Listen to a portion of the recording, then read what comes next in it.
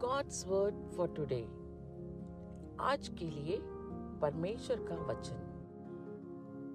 Again Jesus spoke to them saying, I am the light of the world.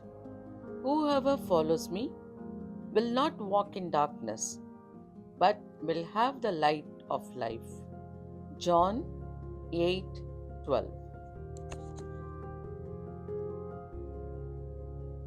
यीशु ने फिर लोगों से कहा, जगत की ज्योति मैं हूं. जो मेरे पीछे बोलेगा वे अंधकार में ना चलेगा, परंतु जीवन की ज्योति पाएगा. యోహన్నా 8:12. మరల యేసు, నేను లోకమునకు వెలుగును, నన్ను వెంబడించువారు చీకటిలో నడవక జీవపు వెలుగు కలిగి యుండునని వారితో చెప్పెను. యోహాను సువార్త 8వ అధ్యాయం 12వ వచనం. மறுபடியும் இயேசு ஜனங்களை நோக்கி, நான் உலகத்திற்கு ஒளியாயிருக்கிறேன். என்னை பின்பற்றுகிறவன் இருளிலே நடவாமல் ஜீவ ஒளியை அடைந்திருப்பான் என்றார். யோவான் 8:12.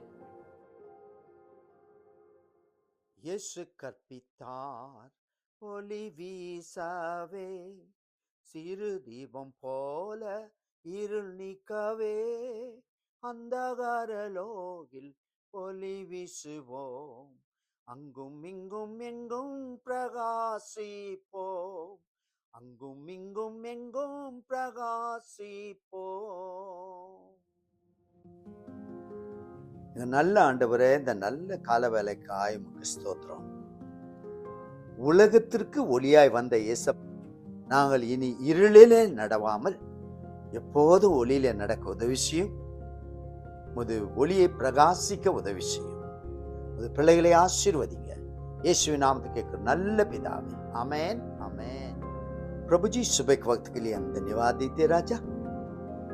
हमारा जीवन में तूने ज्योति दिया है और प्रभु हर रोज ज्योति में चलना में मदद कर.